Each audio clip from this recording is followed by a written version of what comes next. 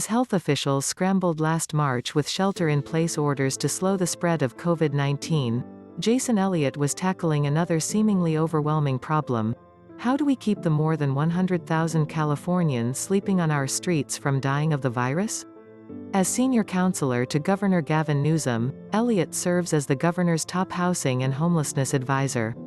He spearheaded 2 programs that together wound up being one of the state's biggest feats during the unprecedented pandemic.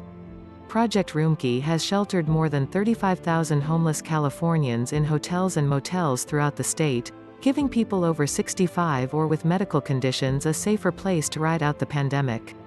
The second program, Homekey, created 6,000 units of long-term homeless housing in less than 6 months, by giving cities and counties the money to purchase hotels and other buildings, and expediting the permitting process. It's not enough to put a noticeable dent in the massive crisis of human suffering on our streets. But it's a start, and more than California has done in a long time.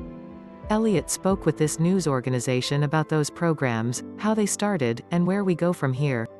This interview has been edited for length and clarity. Q.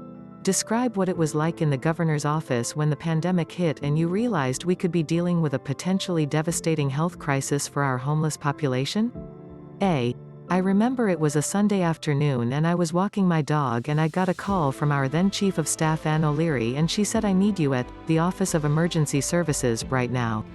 So I hopped in my car, drove over to Mather where OES is, and went into a conference room where the governor, Ann and a few others were, and sort of started at that point to realize how fundamentally this was going to change everything. And at that point, we were modeling a 56% attack rate for the virus, meaning that we expected 56% of Californians would get coronavirus at some point during the outbreak. We have 108,000 unsheltered homeless people in California. And then the high risk factor you apply to that population. So when you do all that math, you're looking at about 25,000 homeless people losing their lives from coronavirus. That was the challenge we were facing.